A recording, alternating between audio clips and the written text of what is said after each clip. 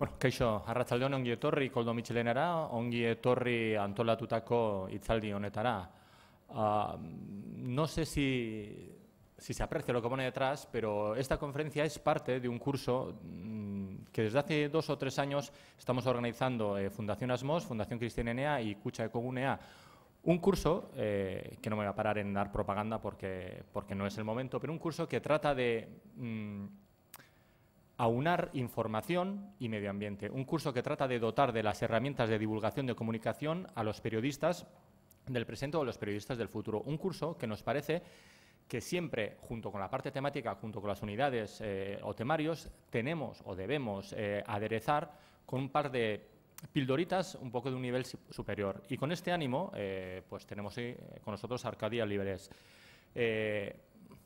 No es necesario, yo creo, hacer una extensa presentación porque él mismo, yo creo que es más que conocido su figura, pero bueno, Arcadio Oliveres estudió Ciencias Económicas y se doctoró. Se doctoró además en un tema que es interesante, que es el ciclo de la economía de defensa. Economía y armamento, en algunos casos, parece que no tienen mucho que ver, pero sin embargo tienen grandes y profundas raíces o profundas interrelaciones, lo cual también ha hecho que bueno, haya profundas desigualdades entre países y sobre todo entre territorios entre el norte y el sur. De hecho, Arcadio Olivares es un experto en el mundo de la reflexión y en el mundo de la comunicación sobre estas relaciones, en algunos casos tensas y en otros casos de, no sé si decir aplastamiento o de sometimiento entre países. Comercio internacional, deuda externa, economía-defensa, en fin. Todos son las temas sociales, temas ambientales, temas sostenibles o poco sostenibles que hacen que a lo largo de estos años sus intervenciones hayan sido interesantes desde el punto de vista de la reflexión, polémicas desde el punto de vista también de las personas o las instituciones a las cuales van dirigidas, pero desde luego siempre interesantes de escuchar y siempre con una riqueza que nos proponen dar un par de vueltas. Antes de comenzar había un par de personas que se han acercado pidiendo permiso o solicitándoles si podían grabar la conferencia para luego poder escucharla en casa detenidamente 1 o 2 las veces que haga falta, porque en algunos casos las reflexiones que propone hacer o que hace él requieren de un cierto tiempo, requieren de una cierta pausa para poder hacerla. En cualquier caso, yo les agradezco que estén hoy aquí, le agradezco naturalmente a Arcadi que se haya querido desplazar entre viaje y viaje a Donostia, nuestra ciudad, para contarnos hoy precisamente su punto de vista sobre medio ambiente, globalización y crisis económica. Zuekin, Arcadi Oliveres.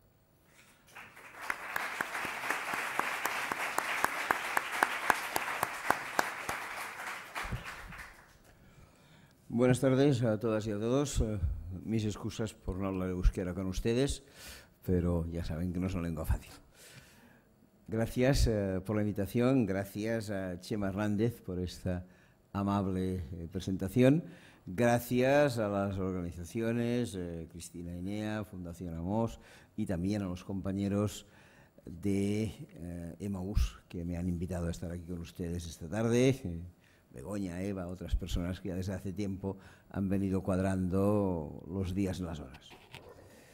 Pienso a lo largo de esta charla atender básicamente a los 3 epígrafes del título, por tanto, hablar de medio ambiente, hablar de globalización, hablar de crisis económica, seguramente no en este orden, pero sí que quisiera, como nota previa, habida cuenta que se trata de un curso de periodismo ambiental, hacer alguna referencia al periodismo, quizá también al ambiental, pero del ambiental haré referencia más tarde. Pero sí al periodismo, o si quieren decirlo de otra manera, no tanto al periodismo y a los periodistas, sino algo que me preocupa más que el periodismo y los periodistas, que lo hacen lo que pueden, sino lo que hoy en día nos dicen los medios de comunicación.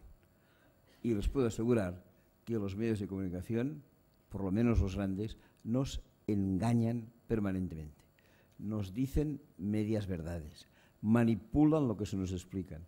Tienen la voluntad de que no sepamos nada, de nada, de nada. Y les pondré un par de ejemplos para ilustrar lo que les estoy diciendo. Algunos años atrás, algunas ONGs estuvimos trabajando en algo que hoy parece olvidado, pero que tiene que ver mucho con esta globalización del título. Aquello se llamaba la deuda externa de los países del tercer mundo. Hoy parece que la única deuda externa es del tercer mundo. Perdón, la única deuda externa es nuestra, no, pero también hay deuda externa en el tercer mundo. Bueno, nos preocupaba el tema y muchos de ustedes, seguramente incluso más de uno, estuvieron participando en aquellas campañas que en la segunda mitad de la década de los 90 se realizaron para pedir la condonación de la deuda externa. Nadie nos hizo caso, absolutamente nadie. Se tomaron muy pocos acuerdos favorables a la cancelación de la deuda de estos países. Pero cuando ya casi nos habíamos olvidado la campaña, concretamente el mes de septiembre del año 2005, se reunieron, como suelen reunirse cada año el mes de septiembre, el Banco Mundial y el Fondo Monetario Internacional. Y mira por dónde sacaron una directriz que aparentemente era muy agradable. Fondo Monetario Internacional y Banco Mundial, conscientes del problema que para estos países representa su deuda externa, deciden perdonar una parte importante de la misma y además perdonar la práctica totalidad de la deuda de los países africanos, puesto que estos son los más necesitados. La noticia era sin duda buena. Que Banco Mundial y Fondo Monetario dijeran que iban a cancelar la deuda era importante, que cancelaran totalmente la de África era todavía más importante. ¿Era una buena noticia? Sin duda. ¿Era una noticia desmovilizadora? También, puesto que si el Banco Mundial y el Fondo Monetario iban a cancelar la deuda, ¿qué haríamos nosotros con la campaña? Ya no hacía falta, ya lo hacían los responsables. ¿Noticia buena? Sí. ¿Noticia desmovilizadora? También. ¿Noticia falsa? Completamente. Porque lo importante no es lo que dice el titular de un periódico o aquel titular que durante 15 segundos aparece por televisión en el que nos dicen que Banco Mundial y Fondo Monetario perdonarán la deuda. Lo importante es saber algo más concreto. ¿Cuánto dinero van a destinar a perdonar la deuda? Esto casi nunca nos lo dice el titular. Esto nos lo dice casi siempre aquello que se llama la letra pequeña. Por lo general, leer la letra pequeña es muy útil porque a veces amplía el titular y a veces lo desmiente. De manera que valía la pena leer la letra pequeña. Y la letra pequeña nos decía exactamente qué es lo que haría el Banco Mundial y el Fondo Monetario en dólares para perdonar la deuda. Ya teníamos un dato importante. ¿Cuántos dólares van a destinar a perdonar la deuda? Nos faltaba un segundo dato. ¿Y cuál es el total de la deuda? Para saber si esto era mucho o esto era poco. Si no sabíamos el total de la deuda, ningún problema. Acudíamos a un santo, hoy en día es el santo con más devotos alrededor del mundo, se llama San Google, y se le tenía que preguntar a San Google cuál era el total de la deuda. Y una vez se le formulaba la pregunta, San Google te la respondía en el acto. Entonces ya sabías, por un lado, qué es lo que iban a perdonar, y por otro lado, cuál es la totalidad de la deuda. Con lo cual solo faltaba una tercera operación. La operación se llama regla de 3. A este nivel de matemáticas llego, no mucho más, pero a esto llego. Entonces hice la regla de 3 y el resultado era precioso. Suponiendo que Banco Mundial y Fondo Monetario perdonaran la cantidad prometida, cosa que, por cierto, todavía no han hecho bastantes años después, 7 años después, acabarían perdonando el 1,4% de la deuda del tercer mundo. Contentos y engañados, o dicho mejor, manipulados. Pongamos otro ejemplo. Un periódico de mi ciudad, que se llama La Vanguardia, hace algunos años, debe hacer 5 o 6 años, en domingo y en primera página colocaba la siguiente noticia. Hago constar lo del domingo y lo de la primera página, porque el domingo, como ustedes saben, es el día en que la gente más lee el periódico. Y la primera página, porque la leen incluso los que no compran el periódico. Está colgada en el kiosco.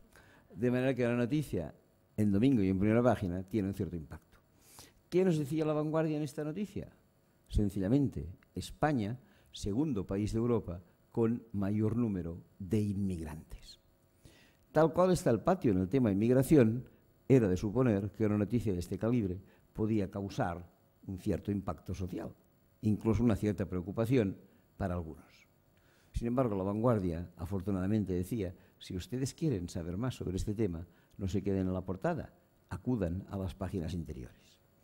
Acudías a las páginas interiores y efectivamente La Vanguardia te daba unas informaciones complementarias en las que destacaban 2 columnas.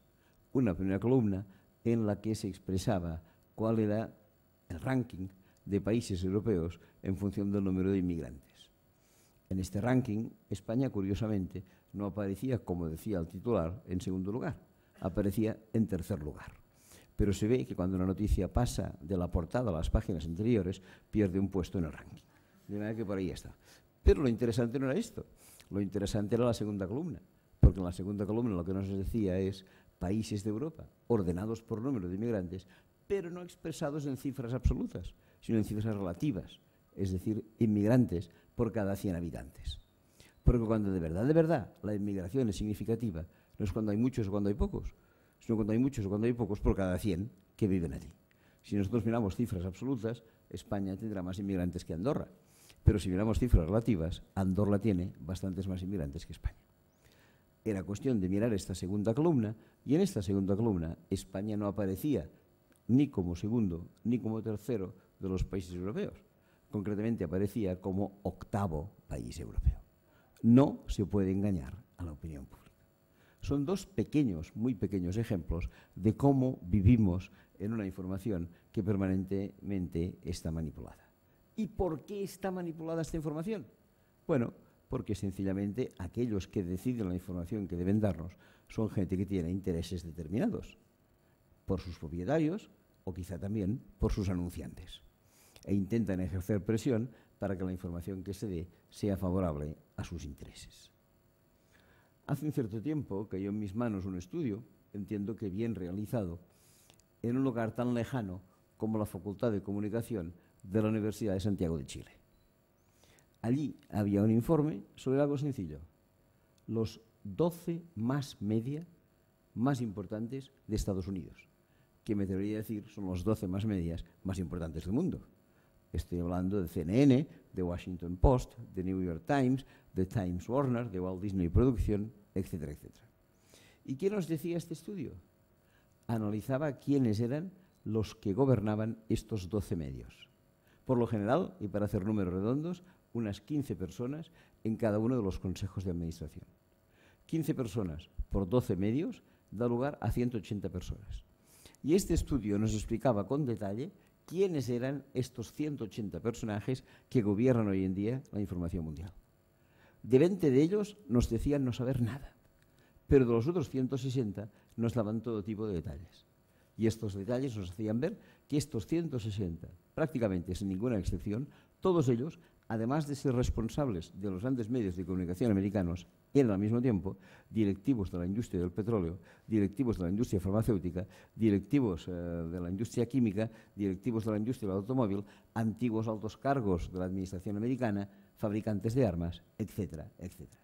Ninguno de los señores que gobernaban la información, por lo menos de esos 160, era una persona libre, en absoluto. Todos eran aquello que se decía en mi juventud. Quizá los mayores de la sala recuerden que en nuestra juventud había unos discos famosos, llamados discos de vinilo, que creo que solamente utilizan hoy en las discotecas, haciendo no sé qué, así, en los disc jockey. Bueno, y la empresa productora más importante del mundo de discos de vinilo era una empresa que tenía un logotipo. El logotipo era un perrito durmiendo frente a una gramola. Como ustedes recordarán, esta empresa se llamaba La Voz de su amo. Pues les puedo asegurar que estos medios de comunicación no son ni más ni menos que la voz de su amo. En ningún momento tienen ninguna absoluta libertad. Y les pondré, y permítanme, un pequeño ejemplo personal. Hace unos años estaba de viaje por Argentina. Un periodista me dijo, mire, me interesa lo que usted puede decir, le voy a hacer una entrevista mañana. Venga usted al periódico, teóricamente el periódico más progresista de Argentina, llamado Página 12, y le realizaremos una entrevista. Y cuando ya estaba acudiendo al periódico, me llama el periodista y me dice, no hace falta que vengas, la entrevista se ha anulado. Digo, ¿y por qué se ha anulado la entrevista? Mi director del periódico no me la deja hacer. ¿Y por qué no te la deja hacer? Respuesta del director del periódico, no entrevistes a este señor que suele hablar mal de Repsol. Así, sencillamente. Bueno, yo le dije que incluso estaba dispuesto a hacer la entrevista sin hablar de Repsol, pero me dijo que no. Muy bien, pues nada, no había manera. Estamos en una información completamente manipulada. Pero esto que les estoy diciendo no sucede tan solo en Estados Unidos o en Argentina. Esto sucede en un país que ustedes tienen a 15 kilómetros de aquí, por no decir en este, el vecino. El país vecino, como ustedes saben, tiene un diario de máxima tirada. Se llama Le Figaro. Le Figaro tenía un dueño que murió. Sus hijos no querían el periódico y después de distintas compraventas, finalmente este periódico, Le Figaro, quedó en manos de su actual propietario. ¿Quién es su actual propietario? Un industrial francés llamado Serge Dassault. ¿Quién es el señor Dassault? además de ser el dueño de Le Figaro, es el mayor fabricante de aviones de combate de Francia. En segundo lugar, si alguien lee su biografía, se dará cuenta que el señor Dassault, además, es un personaje que arrastra encima de él una pena de 9 años de cárcel en Bélgica por estafas cometidas en aquel país, país que el hombre no visita jamás para que no le detengan. Y finalmente, el señor Dassault, hace escasos meses, fue, digamos, destituido de su cargo de alcalde de su pueblo, una población cercana a París llamada Corbeil-Essonnes, porque se había descubierto que el señor había manipulado el voto para hacerse elegir alcalde. Pues bien, este personaje ejemplar, condenado a 9 años de cárcel por un lado, primer fabricante de aviones de combate por otro lado y manipulador de votos en su pueblo, hoy en día es el dueño del mayor periódico de Francia. Pero cuidado, aquí no se acaba la historia. Este señor Serge Dassault tenía un padre que no era dueño del periódico porque lo compró el hijo, pero sí que era un señor que tenía ya la fabricación de aviones de combate. Se llamaba Marcel Dassault. Pero Marcel Dassault, además de ejercer como fabricante de aviones de combate, ejercía como padrino. No padrino de boda o padrino de bautizo, padrino en el sentido marlon brandiano de la palabra. Muy bien, ejercía de padrino. Y por tanto, ¿a quién apadrinó este señor? Pues entre otros personajes apadrinó a un joven francés al cual el hombre le pagó todos los estudios, le pagó la formación de posgrado en el extranjero, le pagó algunos trabajillos que el chico encontró al volver a Francia y después de haberle financiado una parte de su vida, el señor Dassault le dijo: ahora es el momento de espabilarte, gánate bien la vida y a ver si eres capaz de devolverme los favores prestados. El joven se espabiló con seguridad y de cierto que le ha devuelto más de los favores prestados. El tal joven no es un joven, hoy es un respetable anciano que responde al nombre de Jacques Chirac. Esta es un poco la realidad. Pero les diré más. Resulta que el señor Serge Dassault, que es el dueño actual, su padre, que era Marcel Dassault, tenía un abuelo que no se llamaba Dassault, se llamaba Bloch, con lo cual ustedes dirán que se debe tratar del abuelo materno, porque si hubiera sido el paterno, se llamaría Dassault. Pues no, era el paterno. Y como podía ser que siendo el paterno él se llamara Bloch y sus hijos y nietos se llamaran Dassault, bueno, por algo que se comprende perfectamente. Bloch era un nombre judío y este señor en sus tiempos no quería lucir un apellido judío. Y entonces lo cambió. Hasta ahí nada que objetar. Lo que hay que objetar es el nuevo nombre que se dio, porque el señor tuvo que buscar un nuevo apellido y eligió el apellido de Dassault. ¿Y dónde salía el apellido Dassault? Sencillamente, el abuelo Dassault no producía aviones de combate. En su época había muy pocos. El hombre producía carros de combate, del cual, por cierto, fue el primer suministrador de Francia en la Primera Guerra Mundial. Pues bien, este señor tenía una tal afición por los carros de combate que en el momento en que tuvo que elegir un nuevo apellido, se bautizó con el nombre. ¿Cómo se llama en francés un carro de combate? Un char d'assaut. De manera que este señor, un carro de asalto, digámoslo así, este señor se cambió su nombre, de llamarse Bloch, se pasó a llamar señor Dassault, es decir, hoy en día el mayor editor de periódicos de Francia se llama señor carro de combate. Esta es una cierta realidad que hay que tener presente. Estamos en una información completamente manipulada. Y cierro este primer punto diciendo sencillamente que esta manipulación de la información no es en absoluto novedosa. Hace ya siglos que intentan distraernos. Los romanos hablaban del pan y circo. Para que la gente estuviera tranquililla, pues a comerse algunos cristianos. Muy bien. Después, con el tiempo, la cosa se civilizó algo y al final ya no hablamos de pan y circo. Y el rey Fernando VII hablaba de pan y toros. Ya solo mataban a los animales, ya no mataban a los cristianos. Pero hoy en día incluso los toros, por lo menos en Cataluña, han quedado prohibidos, con lo cual hay que buscar una nueva alternativa. Y como ustedes saben, hoy hablamos de pan y fútbol.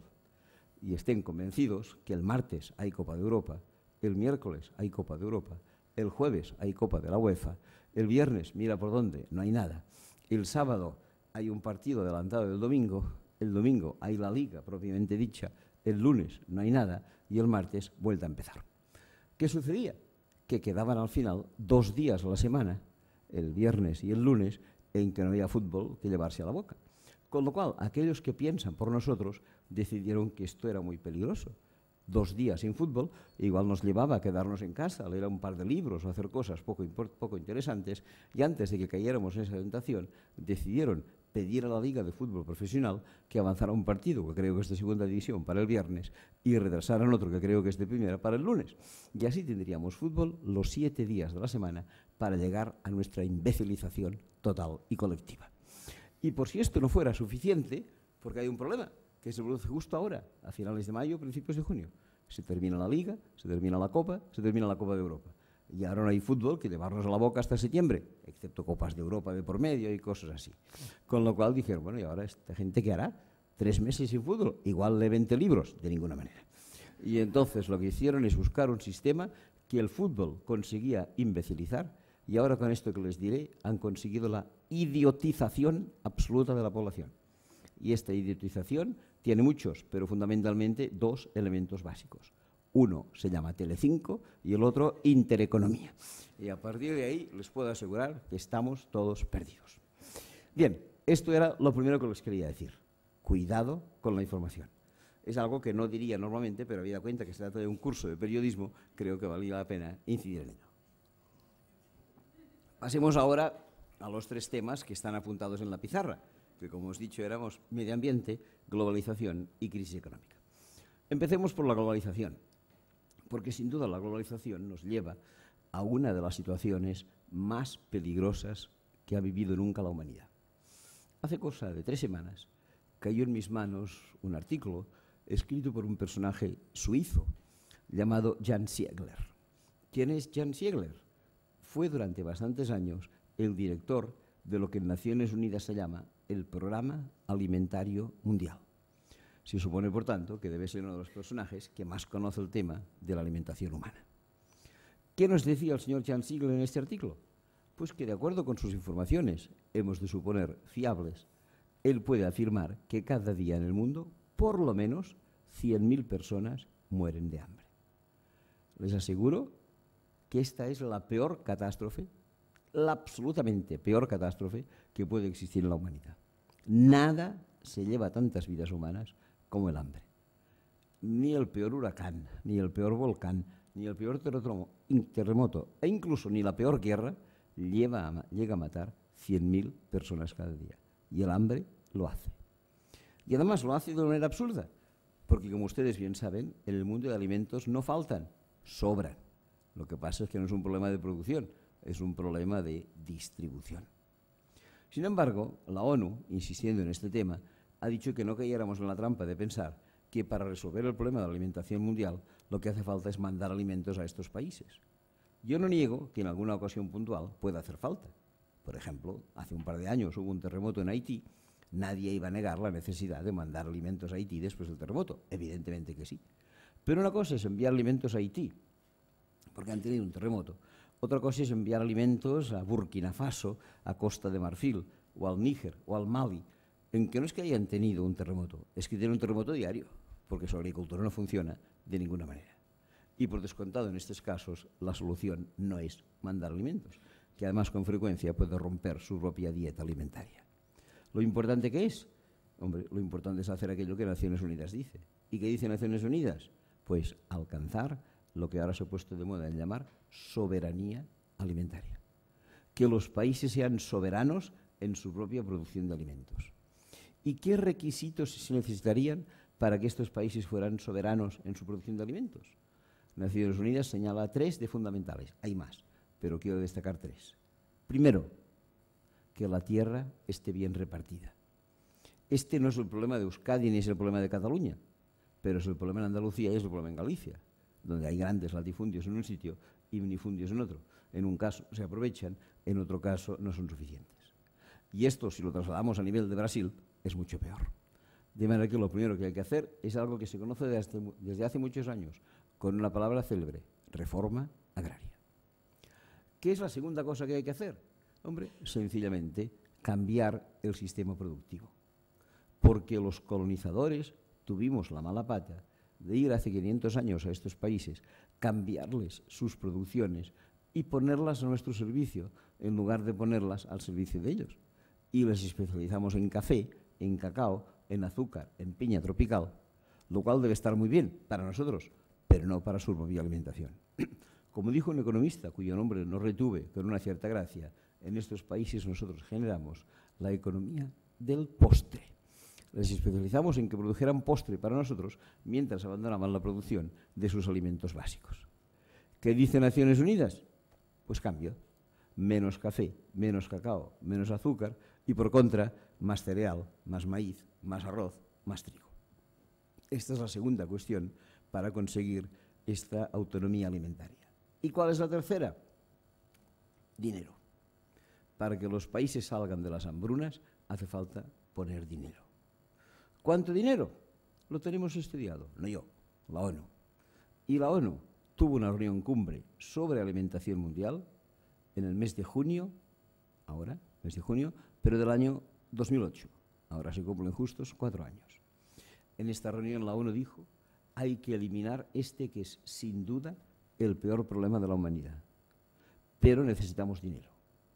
Hemos evaluado, dijo la ONU, en 50.000 millones de dólares al año, la cantidad que sería suficiente para hacer las inversiones pertinentes que eliminaran el hambre. Inversiones en regadíos, inversiones en caminos rurales, inversiones en formación profesional agraria, inversiones en bancos de pesca, inversiones en tractores, inversiones en granjas, inversiones lo que ustedes quieran. 50.000 millones de dólares al año. Los pidieron públicamente desde la ONU y dijeron, países ricos del planeta, vamos a constituir un fondo de urgencia para eliminar el hambre en el mundo. Entre todos vosotros deberíais aportar 50.000 millones de dólares al año. ¿Qué respondieron los países ricos? Que ni hablar, que dónde sacarían ellos 50.000 millones de dólares, que habida cuenta de sus presupuestos, esto era imposible. Hicieron, eso sí, una discreta contraoferta de 8.000 millones de dólares al año. Ahora dijo que esto no había ni para empezar, pero en fin, que más valía esto que nada. Todo lo que les estoy explicando sucedía en el mes de junio del año 2008. 3 meses después, el día 15 de septiembre de 2008, estallaba la crisis de la que hablaremos a continuación. ¿Y por qué me permito decir que esta crisis estallaba el día 15 y no el día 14 o no el día 16 de septiembre? Sencillamente porque el 15 de septiembre de 2008 fue el día en que se declaró en quiebra uno de los mayores bancos del mundo, la banca Lehman Brothers, que, como ustedes saben, arrastró por doquier a todo aquel que se ponía por delante, fuera acreedor, fuera proveedor, fuera accionista, fuera cliente. Han considerado a la gente que la caída de Lehman Brothers fue el símbolo del principio de la crisis. Por cierto, supongo que de ustedes no han olvidado que Lehman Brothers tenía un director en España. Se llamaba Luis de Guindos y es, por suerte, nuestro actual ministro de Economía. Bien, esta es un poco, la crisis empezó y empezó con fuerza. Y a partir de ahí, los gobiernos de los distintos países del mundo tuvieron miedo de que otros bancos cayeran en la misma mala suerte en la que había caído Lehman Brothers. ¿Y qué hicieron a partir de aquel septiembre de 2008? ¿Y qué han hecho hasta ahora? Algo que en unas palabras muy sutiles han calificado inyección de liquidez a la banca. Inyección de liquidez a la banca, que sencillamente significa darles dinero, claro está, o prestarles, pero como no lo devuelven, es como si se diera. ¿Cuál ha sido el importe de esta inyección de liquidez a la banca en estos últimos 4 años? Creo que lo llevo más o menos pormenorizadamente. Y hasta la semana pasada, en que vi cifras que todavía he de confirmar que aumentaban la cantidad que les voy a decir, hasta la semana pasada yo había calculado que la liquidez entregada a la banca en estos 4 años por parte de los distintos gobiernos, de Estados Unidos, de la Unión Europea, de Canadá, de quien fuera, suponían 4.600.000 millones de dólares. Ahora creo que ya estamos casi en 1.000 millones más. Si ustedes hacen una sencilla división entre 4.600.000 millones de dólares y 50.000 millones que la ONU pedía para erradicar el hambre, verán que el resultado de la división es el número 92. ¿Qué significa? Sencillamente que con el dinero que hemos dado durante estos últimos 4 años a los bancos, entre paréntesis, de actuación éticamente más que dudosa, cierro el paréntesis, podríamos haber eliminado el hambre en el mundo los 92 próximos años. Ya me dirán ustedes si esto es de recibo o no es de recibo. Con el dinero dado a los bancos hemos evitado que se pudiera resolver el problema del hambre en el mundo en los próximos 92 años. ¿Y qué sucede mientras tanto? Hombre, pues sencillamente que el hambre crece y crece y crece. Ustedes recordarán que cuando empezó este siglo XXI, la ONU aprobó en primer lugar lo que se llamó los Objetivos del Milenio, aquello que era más urgente de alcanzar del año 2000 al año 2015. ¿Y cuál era el primero de los objetivos? Uno de muy modesto, reducir en estos 15 años el hambre en el mundo a la mitad. Estamos acercándonos ya al 2015, estamos a mediados del 2012. Hemos reducido el hambre a la mitad. Ni hablar. Cuando empezó el siglo XXI, el hambre en el mundo afectaba a 840 millones de personas. En este momento, según cálculos de Naciones Unidas, afecta a 1.250 millones de personas. En los últimos 12 años, el hambre en el mundo ha aumentado en un 50%. Y les voy a decir algo que quizá les sorprenda, pero después lo matizaré. Nunca en la historia de la humanidad, nunca ha habido tanta gente que sufriera y que muriera de hambre como ahora. También es cierto que nunca en la historia de la humanidad tanta gente ha vivido en el planeta. Esta es la matización que hacía falta. Esta es una gran realidad. Y este es el primer gravísimo problema de la globalización. ¿Y el segundo problema cuál es? Hombre, algo, digamos, corolario del anterior. Que habida cuenta de la situación, las diferencias entre el norte y el sur se amplían día a día. Cuando yo estaba en la universidad, como alumno, no como profesor, por tanto, me acabo de situar en la prehistoria, se me dijo que el 20% más rico de la población mundial, en términos de ingresos, era 30 veces más rico que el 20% más pobre. Un señor que en aquel momento viviera en Japón, o viviera en Noruega, o viviera en Canadá, ingresaba 30 veces más que un señor o una señora que viviera en el Chad, que viviera en Bolivia o que viviera en Bangladesh. Ahora, en estos momentos, consulten, por favor, los últimos sumarios de Naciones Unidas y se darán cuenta que el de Canadá o que el de Noruega o que el de Japón ya no ingresa 30 veces más que el de Bolivia, ingresa 85 veces más que el de Bolivia. Las diferencias norte-sur han aumentado. Pero cuidado, aquello que en principio debería corregir estas diferencias, uno de los elementos, no el único, uno de los elementos que debería corregir estas diferencias y que ustedes conocen perfectamente, se llama cooperación al desarrollo.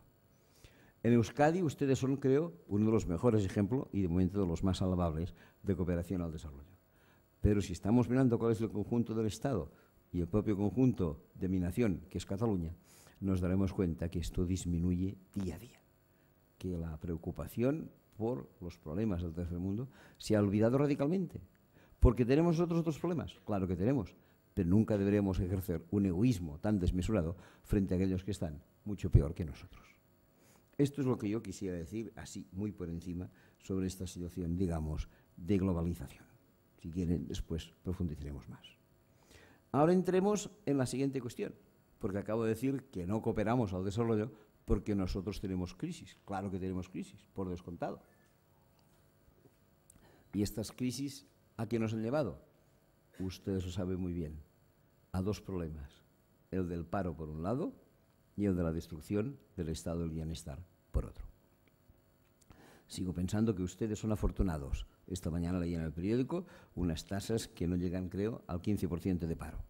Pero ustedes saben que en el resto de España estamos a un 25%, 23, 24% de tasa de paro y concretamente que la gente joven, los menores de 25 años, tienen una tasa de paro que hoy en día representa más del 50% de la población activa juvenil.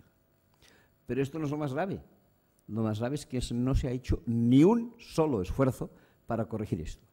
Tanto el anterior gobierno socialista como el actual gobierno popular han actuado justo en dirección absolutamente contraria de lo que se tenía que hacer para decir el problema del paro. Absolutamente contraria. Nada, de nada, de nada. La población tanto les da. No han hecho nada, de nada, de nada. Y vale la pena decirlo públicamente porque hay mucha gente que sufre detrás de ello. ¿Qué han aprobado? Una reforma laboral. ¿Qué es lo que consigue? Despedir cada vez a más gente. Pero nunca generar más empleo. Claro que aquí salimos de un error. ¿Y cuál es el error?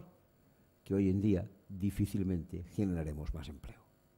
La tecnología ha avanzado suficientemente como para que no sea sencillo crear nuevos puestos de trabajo. A lo mejor crearemos puestos de trabajo en un pueblecito en el que se establece una industria japonesa con 20.000 trabajadores. Muy bien, pero resolveremos un problema estrictamente local. Nunca resolveremos un problema de grandes dimensiones, y este problema de grandes dimensiones se llama más de 5 millones de parados en el Estado español. ¿Cuál es, a mi modo de ver, y después de darle muchísimas vueltas, la única respuesta a esta sección de paro? Y creo poderles decir que no hay ninguna otra. Y es muy sencilla, muy simple, pero al mismo tiempo muy difícil. Repartir entre todos el trabajo existente. Que los que tenemos la suerte de tener trabajo seamos capaces de renunciar a una parte del mismo para cedérselo a aquellos que no lo tienen. Ustedes dirán, lo que estás diciendo es pura utopía. No, en absoluto. Esto que les estoy diciendo lo practicó hace 10 años en Francia el gobierno del señor Lionel Jospin. ¿Qué hizo en aquel momento Jospin? Sacó un decreto de reforma laboral, en este caso sí que era seria, por el cual la jornada laboral pasaba de 8 a 7 horas diarias. Con lo cual, la jornada semanal pasaba de 40 a 35 horas. Iban a sobrar 5 horas por trabajador. ¿Qué hizo con estas 5 horas? Aplicarlas a la gente en paro. Y aunque lo que les diré no se lo crean, se lo pueden creer porque los archivos así lo explican.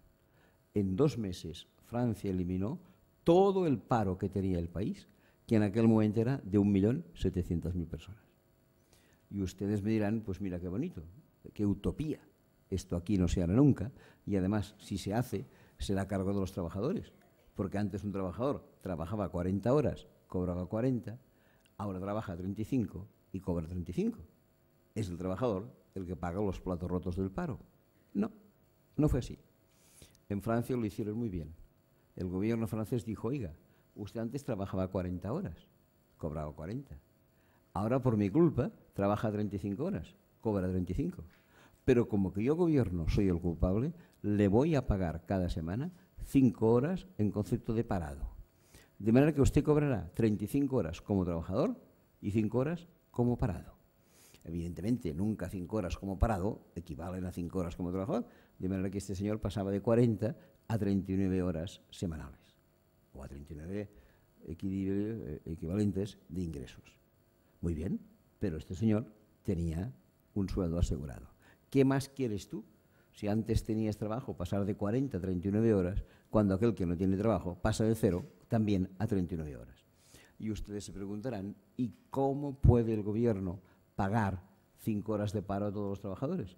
Porque ahora el gobierno ya no debe pagar el paro de los parados, que ya no están parados, están trabajando. Es sencillamente una cuestión básica de redistribución. Elemental. No he visto que ningún partido político en España haya propuesto una respuesta de este tipo, que sí que se da en otros países. Debemos mentalizarnos que aquella jornada utópica de 8 horas diarias toda una vida no queda en ningún sitio. Hoy en día la gente ha de atender a que la mecanización y la tecnología aumenta la eficacia y que no hace falta que nos dediquemos 8 horas diarias al trabajo.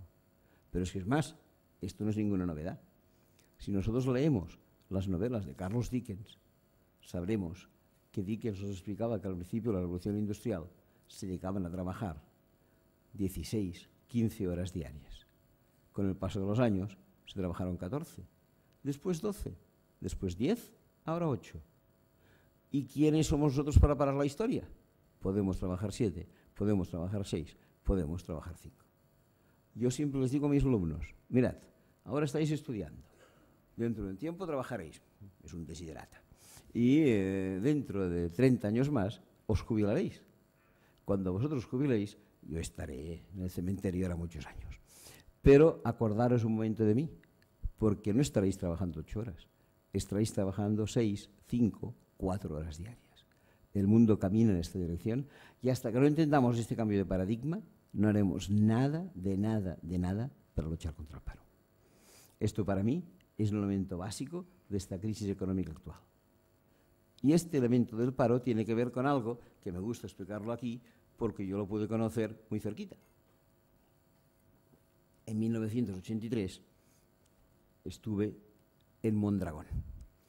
Y en Mondragón, en aquel momento, me explicaron, ya saben ustedes lo que sucede en Mondragón, no lo voy a explicar yo a los guipuzcoanos, que tenían dificultades. Estábamos en la crisis llamada del petróleo, que habían incluso decidido en su momento reducir la plantilla de, ¿cuánto era?, de 35.000 a 30.000 trabajadores. Pero planteada la cuestión en la Asamblea de Trabajadores, los trabajadores dijeron que ni hablar, que en una cooperativa propietario y trabajador suelen coincidir y que, por tanto, no era cuestión de despedir a nadie. Que lo que se podía hacer era algo que en aquel momento hicieron, que era sencillamente reducir el 15% del salario a cada uno de los trabajadores, de manera que se ahorrara la misma cantidad que se hubieran despedido a 5.000 personas. La cosa se pudo hacer así. Vinieron tiempos mejores, como ustedes saben. La actividad de Mondragón amplió enormemente con Eroski y otras cosas por el estilo. Y hoy, que yo sepa, no son 35.000 trabajadores, son 110.000 trabajadores y es un gran ejemplo en toda Europa. Si queremos hacer bien las cosas, también tenemos posibilidad de hacerlas. Pequeño paréntesis. Cuando los visité, ahora ya no, cuando los visité me explicaron que Mondragón trabajaban en lo que ellos llamaban la horquilla salarial. ¿Qué significa la horquilla salarial? Que entre el salario más bajo y el más alto de la empresa habían establecido una diferenciación de 1 a 3. Director general, 300.000 pesetas. Último trabajador, 100.000 pesetas. Quedé satisfecho de esta propuesta, porque casi siempre solemos hablar de salario mínimo y nunca hablamos de salario máximo. Bueno, me pareció correcto, hasta que hace un par de años coincidí casi por casualidad en Barcelona con un chico que resultó ser trabajador de Mondragón. Y le pregunté, hace más de 20 años os vine a visitar y me hablasteis de una horquilla salarial de 3 a 1. ¿Todavía continuáis con ella? Y me dijeron, no, ha habido cambios importantes. Algunos directivos nos han pedido aumento y ahora formalmente es de 9 a 1. En este momento ya han reducido a 6 a 1 por lo que he podido aprender. Bueno, me entristeció que una cooperativa pasara de 3 a 1 a 9 a 1. Pero me entristeció relativamente, porque en aquel mismo momento, en aquellos mismos días, en Estados Unidos había dado en quiebra una gran empresa de coches llamada General Motors. Leí un informe sobre la evolución de General Motors y en este informe constaba que en General Motors también tenían horquilla salarial, pero no iba de 1 a 3 ni tan solo de 1 a 9, iba de 1 a 750. Que yo sepa, en España hay una empresa que no va de 1 a 750, pero ha alcanzado una cifra memorable, de 1 a 600, y se llama Banco de Bilbao Vizcaya Argentaria. Por cierto, el presidente del Banco de Bilbao Vizcaya Argentaria, el señor Francisco González, celoso de que su vicepresidente pudiera quitarle del puesto, un señor que ustedes pronunciarán mejor que yo, Goiti-Goritzi creo que se llama, le separó y le dio una pensión de oro para que no molestara demasiado. Esta pensión de oro, lo calculé, equivalía mensualmente a 1.500 veces el salario de cualquier empleado del Bilbao Vizcaya. Y como premio, ¿qué ha recibido este señor? La presidencia de Bankia desde hace 15 días, como ustedes saben. Esto no funciona de ninguna manera. Todos con la total desvergüenza. El señor Rato, el señor Goiti-Goritzi y todos los que sean. Se burlan de los ciudadanos, se burlan directamente de los ciudadanos. Esto es inaceptable. Y esta mañana que he oído en la radio que ahora, para salvar las apariencias, han dicho al señor Rato que por favor durante 2 años no ocupe ningún cargo, porque además es terrible si lo ocupa. Bueno, que no ocupe ningún. Y el hombre ha tenido la desvergüenza de pedir 1 millón de euros de indemnización al Estado si no le permite ocupar un cargo. ¿Pero dónde hemos llegado? Esta crisis, le aseguro, es de valores, fundamentalmente de valores, más que de otras cosas, y hay que tenerlo bien presente. Pasemos a la otra faceta de la crisis. La disminución, la desaparición del estado del bienestar.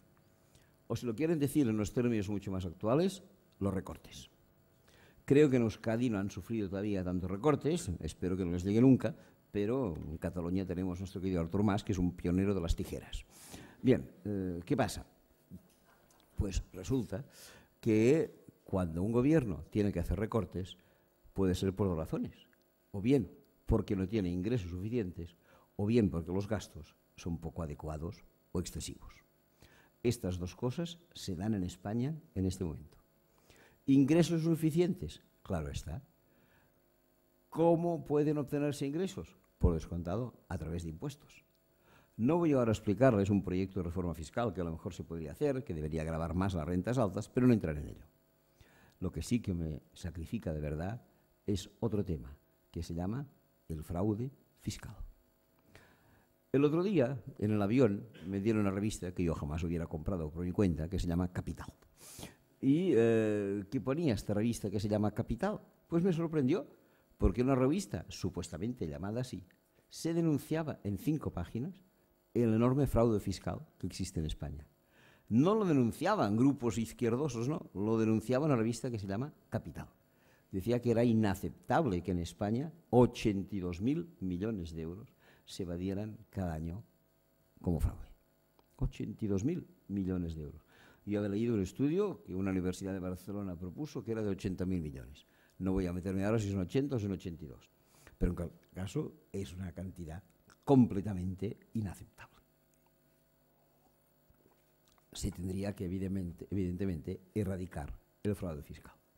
¿Pero hay alguna voluntad de erradicar el fraude fiscal? Ninguna, absolutamente ninguna.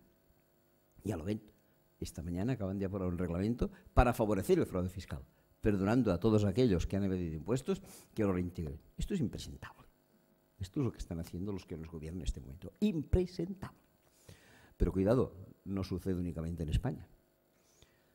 Hace unos meses fue procesada en Francia por delito fiscal la señora más rica del país, la señora Bettencourt, propietaria de los laboratorios L'Oréal de perfumería. Fue procesada porque la señora se llevó su fortuna a Suiza para no pagar impuestos.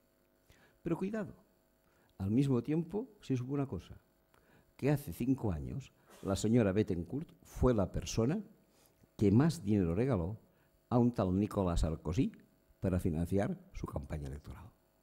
La corrupción al máximo nivel, la corrupción de la mayor evasora de impuestos de Francia con el presidente de la República. Y esto que les digo sucede bastante en nuestro país. En el mes de noviembre del año 2009, la reina Sofía cumplió 70 años. Como que se ve que a la señora le gusta la música, le ofrecieron un concierto de celebración. Al día siguiente los periódicos, todos los periódicos, nos ponían la fotografía de la reina saliendo con sus acompañantes del concierto. ¿Quién se veía en esta fotografía? Bueno, como es de suponer, se veía la reina.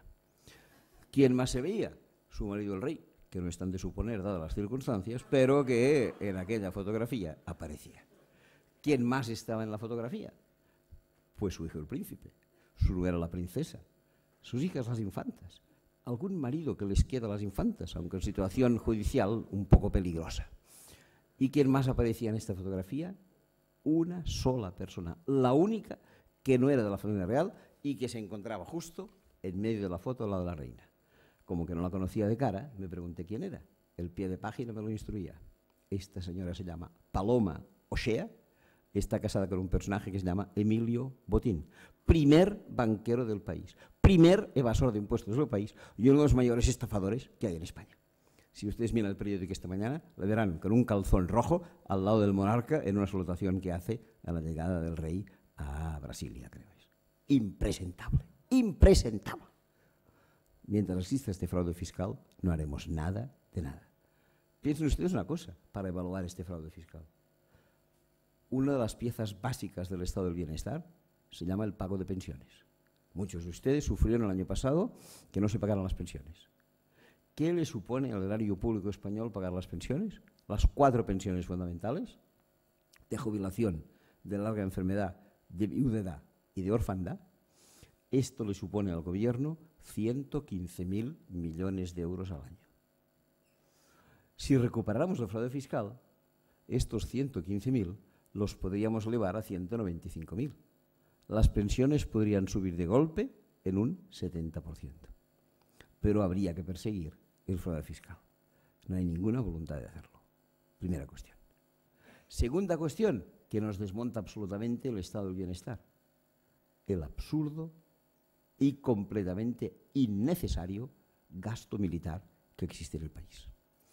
En este momento de enormes dificultades sociales, les puedo asegurar, porque me dedico a ello, que el gasto militar en España supone diariamente 52 millones de euros. Y no quisiera que alguno de ustedes pensara que les he venido a engañar, porque si saliendo de aquí acuden al famoso San Google del que les he hablado antes y le preguntan a San Google cuál es el gasto militar español, le responderá que no es de 52, que es de 26 millones de euros diarios. Con lo cual ustedes tendrán la idea acertada de que les he venido a engañar. No, yo no les engaño. Quien les engaña es el gobierno. Y les engaña el gobierno por algo muy sencillo.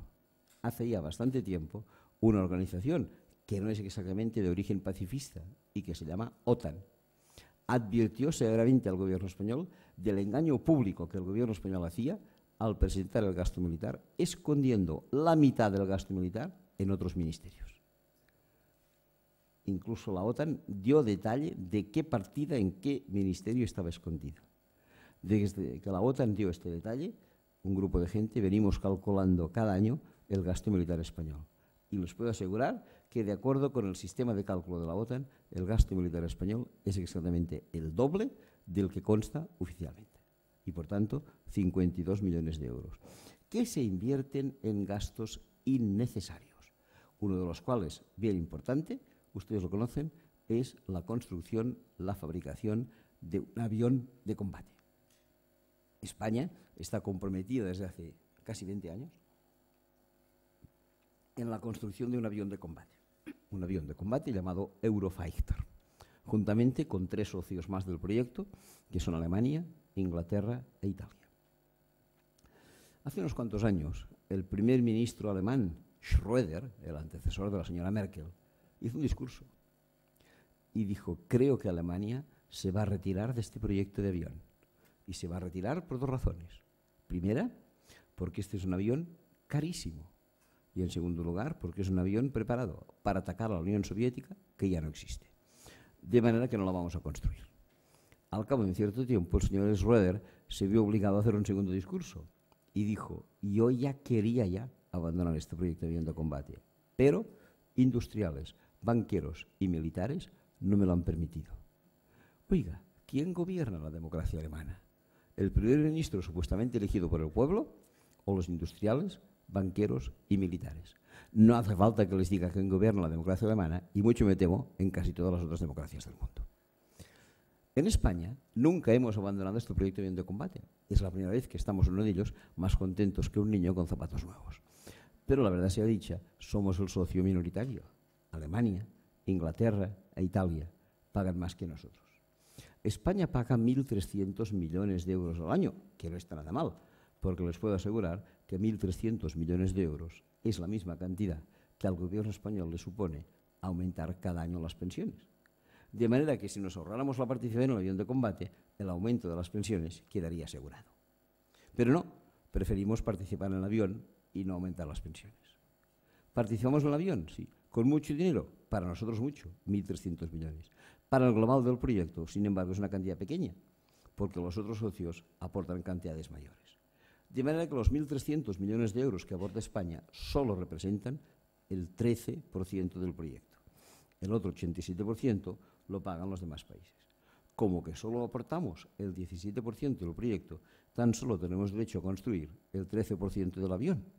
En concreto, la cola y el ala izquierda. Si ustedes tienen en cuenta que Italia construye el ala derecha, nos podemos preguntar razonablemente si el avión será estable o no será.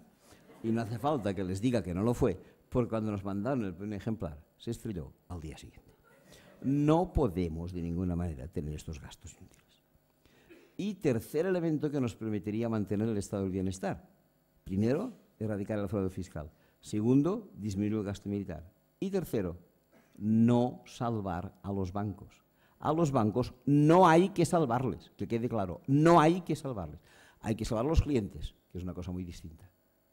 Pero para salvar a los clientes, hoy por hoy, no sé qué pasará el día de mañana, todavía funciona el llamado Fondo de Garantía de Depósitos, por el cual el Banco de España nos garantiza hasta los primeros 100.000 euros que tengamos en cuenta corriente. Alguien me dirá: hombre, ¿y si tengo más de 100.000? Mira, si tienes más de 100.000 es que tienes muchos, eso de entrada. pero siempre hay la posibilidad de guardar 100.000 en un banco, 100.000 en otro, y automáticamente tienes 200.000 garantizados. Hay que hacer como en Islandia, a los bancos no hay que apoyarles. ¿Y qué hemos hecho aquí? Les hemos apoyado hasta el último céntimo. Hay muchos casos en marcha. No voy a hablar del de Bankia, que está sub iudice, tampoco del de Cataluña Caixa, pero sí que hay un caso que ya está cerrado. Es el de la Caja de Castilla-La Mancha. Es el primero que empezó, el primero que estalló y, por tanto, el primero que se terminó. El gobierno español, para salvar a la Caja de Castilla-La Mancha, le dio 3.900 millones de euros. 3.900 millones de euros son exactamente 3 veces más de lo que os he dicho antes que subía las pensiones. Subir las pensiones un año representa 1.300 millones de euros. Al darle a la Caja de Castilla-La Mancha 3.900, le estuvimos dando la posibilidad de subir las pensiones 3 años. ¿Por qué la Caja de Castilla-La Mancha había caído en esta situación? Lo explicaba muy bien la prensa. Porque sus directivos, en lugar de dar crédito a la gente, a los clientes, se lo otorgaban ellos mismos y tenían la costumbre de no devolverlos. Y en segundo lugar, porque la Caja de Castilla-La Mancha hizo una inmensa inversión construyendo un aeropuerto en Ciudad Real, del que no se tiene noticia que haya aterrizado jamás ningún avión. ¿Y quiénes eran los directivos máximos de la Caja de Castilla-La Mancha que llevaron a la Caja a esta situación? El presidente y el vicepresidente. ¿Quién era el presidente? Un señor llamado Juan Pedro Hernández Moltó. Su nombre no nos dice nada, pero si hurgamos por internet nos enteramos que este señor era, hasta el pasado 20 de noviembre, día de las elecciones, senador del PSOE y miembro de todas las comisiones anticorrupción del partido. ¿Y quién era el vicepresidente? El vicepresidente es un señor que se llama... la memoria. Ignacio López del Hierro. Tampoco nos dice nada el nombre de Ignacio López del Hierro, hasta que seguimos hurgando por internet y descubrimos el nombre de su señora. Su señora se llama Dolores de Cospedal, secretaria general del Partido Popular. Así funcionan las cosas. Ya ven ustedes que el estado del bienestar es absolutamente salvable. Podemos dar trabajo a toda la gente si distribuimos bien el trabajo. Y podemos cubrir con las necesidades del estado del bienestar si, en primer lugar, cobramos los impuestos, si, en segundo lugar, disminuimos el gasto militar y si, en tercer lugar, dejamos de ir a los bancos.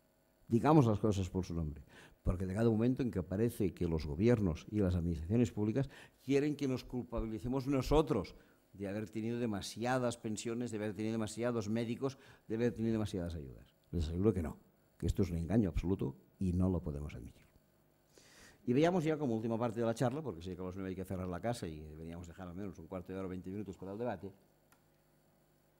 sobre otro tema que daba lugar al título también de la charla: medio ambiente.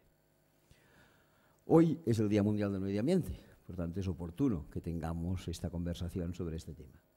Pero les aseguro que sobre esto hemos cometido los humanos verdaderos desastres.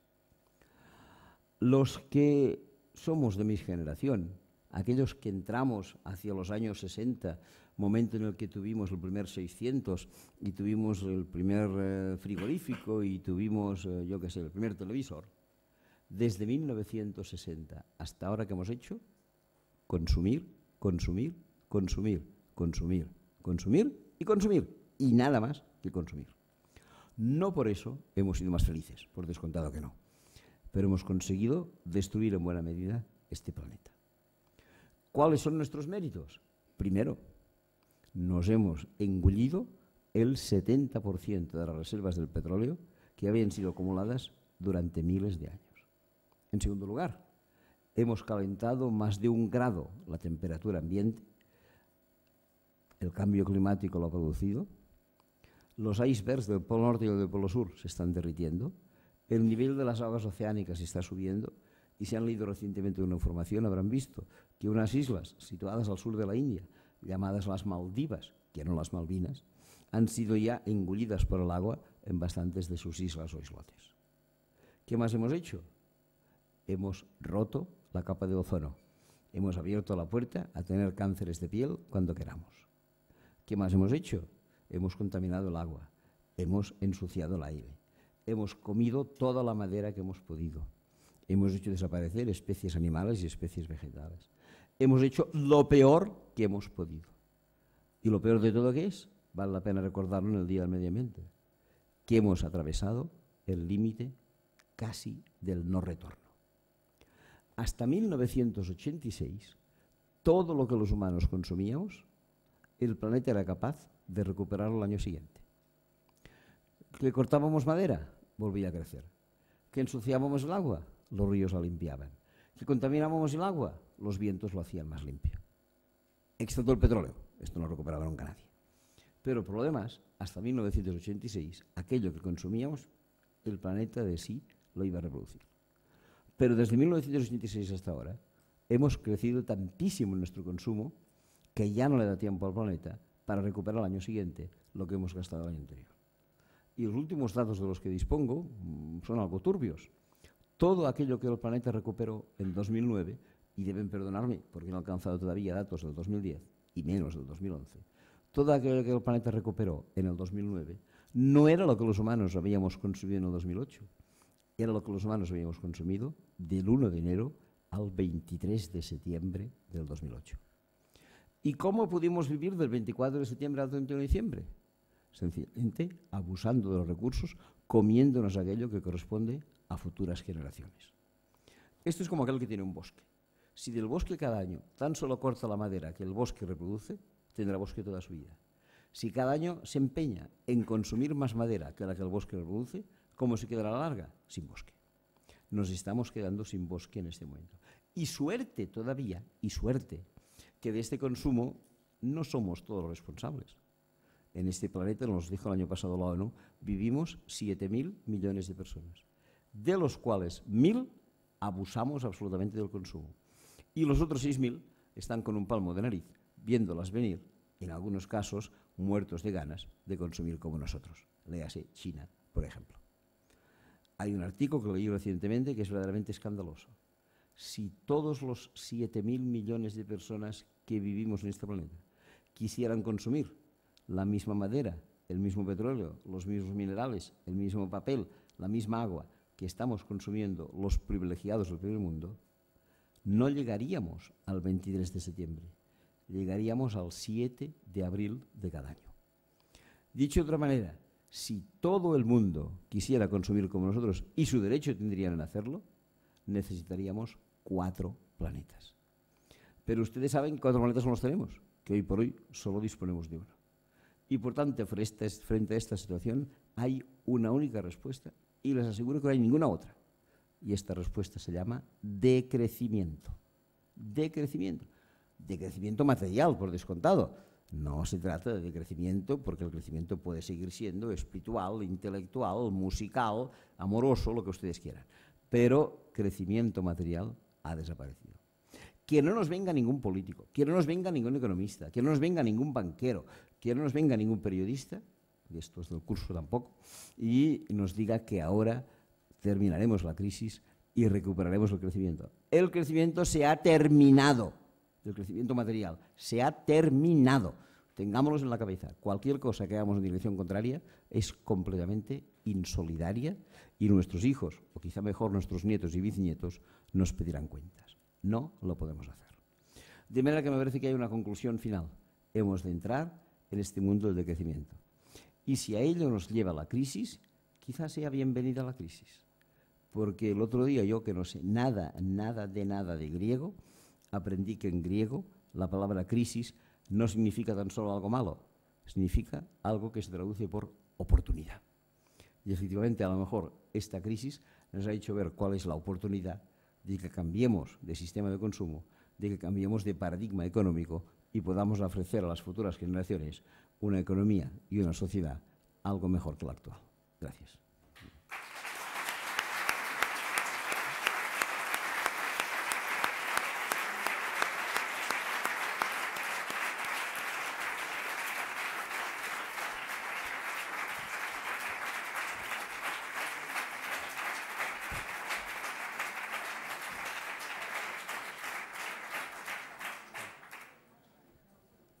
Es que recasco, Arcadi, muchas gracias por las reflexiones.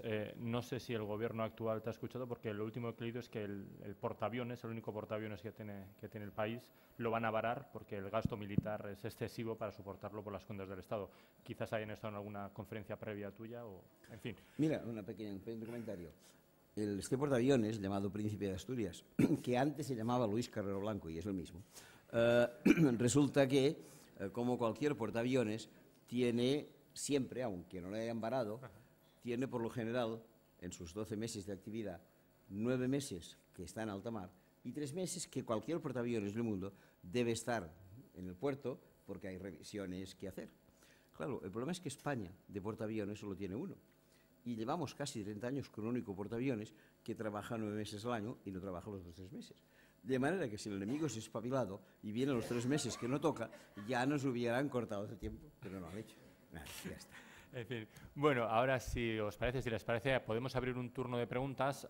Tenemos hasta las 9, no es mucho tiempo, lo siento, por lo cual sí que voy a pedir 2 cosas: que levante la mano a la persona que quiera intervenir, que se presente, pues una cuestión de cortesía, y que sea lo más breve posible para dar oportunidad a cuanto más gente mejor.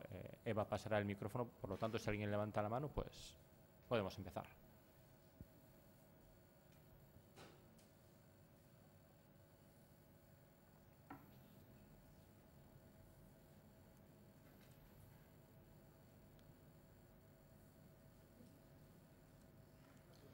Sí, por retrás, eso es.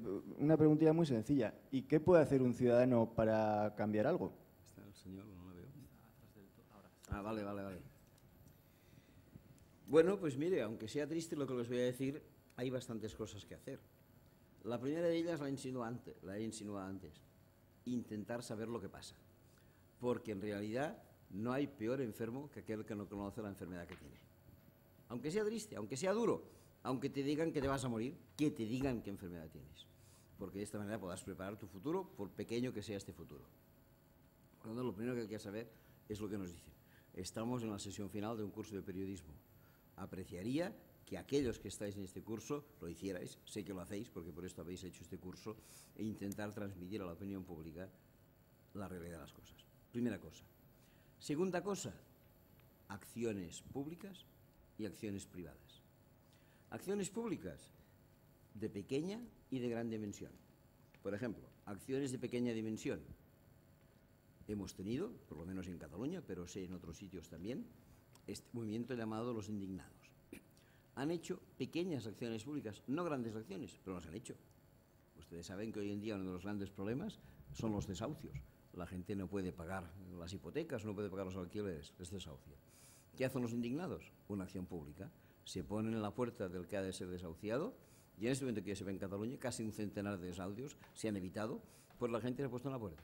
Y han recibido prórrogas, han recibido pactos con los bancos para salvar su piso. Una pequeña acción colectiva. También, debido a la precariedad esta fiscal de la que hablaba antes, se han dado el cierre de muchos ambulatorios, especialmente en los turnos de noche. La gente se ha puesto en la puerta de los ambulatorios y a veces se ha conseguido que el turno de noche se rehiciera otra vez. Son pequeños ejemplos de acciones colectivas que podemos emprender. Grandes ejemplos también los hay, y a veces de gran dimensión política, aunque no sean conocidos.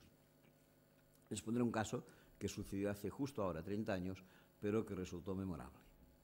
Ustedes saben que durante la Guerra Fría el problema consistía en que americanos amenazaban a rusos y rusos amenazaban a americanos. Antes se amenazaban con unas armas nucleares que las colocaban dentro de unos aviones y cuando llegaban a Hiroshima o Nagasaki tiraban de la palanca y les dejaban la bomba. Pero después, como también ustedes saben, el sistema se perfeccionó y las armas nucleares ya no iban en aviones, iban como cabezas de misiles. ¿Cuál era el problema? La distancia. Porque si la distancia era larga, no acertaban el objetivo. Y si la distancia era corta, pues a veces de Estados Unidos no se llega a Rusia. ¿Solución que pensó Estados Unidos? Yo tengo amigos en Europa, en Holanda, en Alemania. Bueno, pues les pondré mis misiles nucleares en Alemania, en Holanda, y así seguro que con precisión va a llegar a la Unión Soviética. 5 países europeos, Alemania, Inglaterra, Italia, Bélgica y Holanda, cedieron terreno a Estados Unidos para que colocara en su territorio armas nucleares. Pero en Holanda había históricamente un fuerte movimiento pacifista. Los holandeses no querían que en Holanda se instalaran misiles nucleares.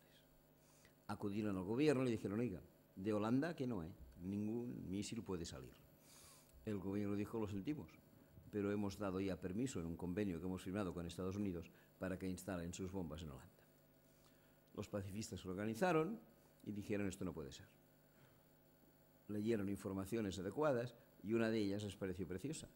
Esta información decía que cuando el gobierno toma una decisión de política exterior, que no de política interior, no es suficiente que el acuerdo provenga del Consejo de Ministros. Debe provenir de un visto bueno parlamentario. Se dirigieron al gobierno holandés y dijeron, oiga, usted ha admitido por Consejo de Ministros que Estados Unidos instale estos misiles, pero esto requiere aprobación parlamentaria. El gobierno holandés reconoció el error y dijo, de acuerdo, vamos a celebrar una sesión parlamentaria y lo aprobaremos. No hay ningún problema, porque el partido en el gobierno tiene mayoría parlamentaria, por tanto será una sesión de trámite y a otra cosa mariposa. Convocaron la sesión de trámite y cuando la sesión de trámite estuvo convocada, los pacifistas holandeses se organizaron. Y si en Holanda hay, me lo invento, 300 diputados o diputadas, se movilizaron 900 pacifistas, a razón de 3 por diputado. Y cuando el diputado llegaba por la mañana a su puesto de trabajo en el Parlamento, se encontraba con el pacifista del turno de mañana, que me lo instruía debidamente. Y me decía, ¿usted qué ha de votar ahora? Hombre, voy a votar aquello de los misiles. ¿Y qué votará? Hombre, votaré lo que me diga el partido. No, usted deberá votar lo que le diga su conciencia. Porque sepa usted que desde Holanda se merecerá Rusia. Sepa que Rusia merecerá Holanda. Y que su casa puede quedar como esta casa de Hiroshima y su niño puede quedar como este niño de Nagasaki. Usted no lo quiere esto, ¿no? Pues vote en conciencia y no obedezca al partido. Dejaban al diputado en paz, el diputado trabajaba durante la mañana, al mediodía iba a su casa a comer y se encontraba con el pacifista del turno de mediodía que me le seguía instruyendo debidamente. Y por si quedara poco, tenían un tercer pacifista del turno de noche y este pacifista le decía, oiga, se terminó, usted no puede votar. Finalmente, la presión fue tan grande que aunque el partido en el gobierno tenía mayoría, hubo gran desobediencia de voto por parte de los diputados y no se aprobó en Holanda la instalación de misiles. Es una pequeña prueba de que a veces podemos hacer algo. Por tanto, lo podemos hacer salvando un desahucio o salvando Holanda de las armas nucleares.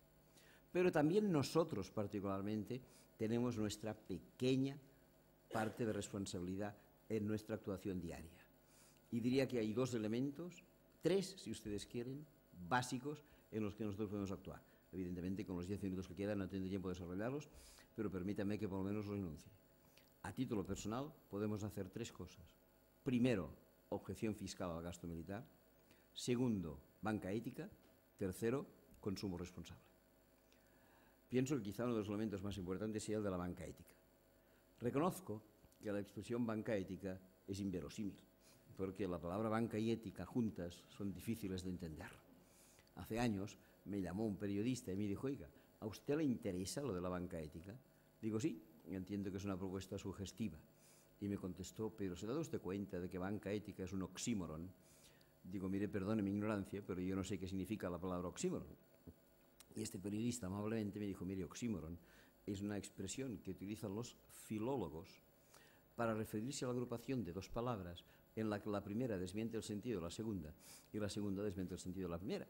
Porque es evidente que cuando yo pronuncio la palabra banca, estoy desmintiendo el sentido de la ética. Y cuando pronuncio la palabra ética, estoy desmintiendo el sentido de la banca. Me gustó el concepto de oxímoron, tanto me gustó que me propuse hacerme a mí mismo una pequeña colección particular de oxímorones. Abrí una libreta y puse oxímorones. Primero, banca ética. Pero claro está, una colección, para que tenga un cierto contenido, no puede tener solo una pieza, ha de tener más. Y me pregunté qué otras piezas acompañan a la banca ética. Y tuve suerte, porque salí a la calle. Y en aquel momento estaba pasando una furgoneta por delante y la furgoneta decía carpintería metálica. Digo, hombre, o será carpintería o será metálica. ¿Qué quieren que yo les diga? Muy bien. Pues teníamos banca ética y carpintería metálica. Yo contento con este descubrimiento, escuchaba las noticias por radio, estamos en aquel tiempo en plena guerra de Irak, y escuché que por radio decían, en esta población, obviamente iraquí, ha caído fuego amigo. Me pregunté, o será fuego o será amigo. ¿En qué quedamos? Total, que mi colección se ampliaba. Banca ética, fuego amigo, carpintería metálica. Me encuentro con un amigo y me dice, ¿qué haces? Digo, mira, colección de oxímorones. Dice, ya lo veo ya, has colocado el más conocido de todos. Digo, ¿y cuál es? Dice, hombre, obviamente, inteligencia militar. Lo puse porque me pareció extraordinario. Y tampoco hace mucho tiempo me encontré a otro amigo y me dijo, ya sabes que ahora en Barcelona se está creando otra nueva ONG. Digo, mira, ya hay muchas, pero bienvenida sea una de nueva. ¿Cómo se llamará? Me contestó, Aduaneros sin Fronteras. Que también es otra expresión que puede ser inteligente. Por tanto, ya ven ustedes que lo del oxímoron se presta a bromilla y la banca ética también.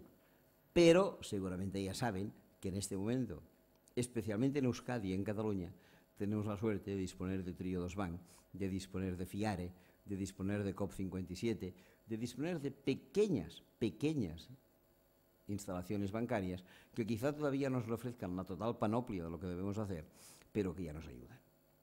¿Cuáles son las condiciones que reúne la banca ética? Fundamentalmente 3. Primera, nunca acude a bolsa. Les aseguro que antes quizá la bolsa era algo útil, hoy es algo perverso. Solo un 5 o 10% de las operaciones de bolsa están al servicio de la sociedad, cuando una bolsa se reúne para reunir un capital con el cual tirar adelante un proyecto empresarial. Pero el 90% de las operaciones bursátiles no son esto, son pura y dura especulación. Comprar en Tokio a las 9 de la mañana para vender en Nueva York a las 9 de la tarde. Por tanto, lo que hace la banca ética es no acudir nunca a bolsa. En segundo lugar, la banca ética se autoimpone límites en sus inversiones. Nunca invertiremos en industria de armas, nunca invertiremos en industria de la droga, nunca invertiremos en explotación infantil, nunca invertiremos en nucleares, nunca invertiremos en tabaco, etcétera, etcétera. Y finalmente se impone lo que ellos llaman condiciones positivas. Toda nuestra inversión irá destinada tan solo a 3 finalidades: generación de empleo, educación y cultura y protección del medio ambiente. Y así sabemos que nuestro dinero está bien conducido. Porque igual yo voy a una manifestación en contra de la guerra de Irak el día 15 y el día 30 cobro mi nómina y la coloco en cualquier banco que tenga grandes intereses, como ustedes tienen uno ahí cerca, grandes intereses en la industria de armamentos. Entonces hay que empezar a vigilar esto. Aunque les diré que en mi caso particular no me preocupa mucho el tema de la nómina. No me preocupa porque suelo cobrar el día 31, el día 1 me cargan los recibos, el día 2 no queda nada. De manera que las posibilidades que tiene el banco de hacer cosas malas con mi dinero son pequeñas. Pero ¿cuál es el problema? El problema no es la nómina. El problema es algo que me sabe mal decirlo, porque aquí la pregunta era qué podemos hacer nosotros, lo digo y lo digo con toda certeza. Vigilar fortísimamente nuestro fondo de pensiones. Un fondo de pensiones es algo perverso. Es algo en lo que nosotros ponemos el dinero a los 30 o 35 años, no lo moveremos hasta los 65, no tenemos la menor idea de las perversidades que un fondo de pensiones tiene. Nos convertimos en especuladores, nos convertimos en inversores en armas, somos culpables y somos responsables. Si de verdad queremos cambiar las cosas, revisemos a fondo nuestro fondo de pensiones. Esto creo que es algo que sí que se puede decir. También en otros temas de consumo responsable, también ahora no hay tiempo de hablar de la objeción fiscal, cosas por el estilo. Hay tiempo para una ultimísima pregunta o cuestión.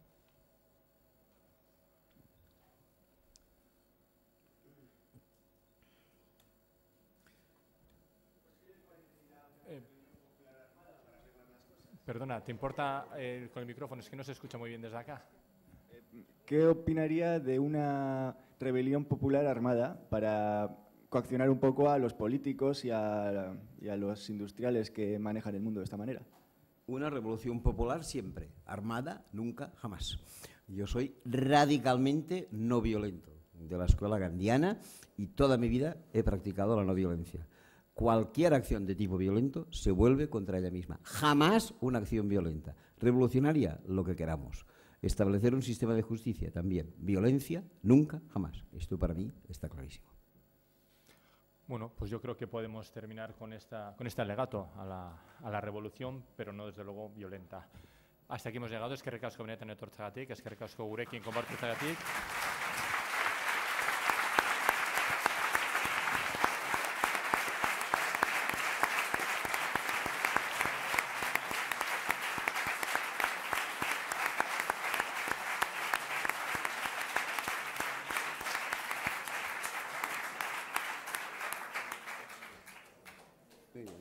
Demoledor.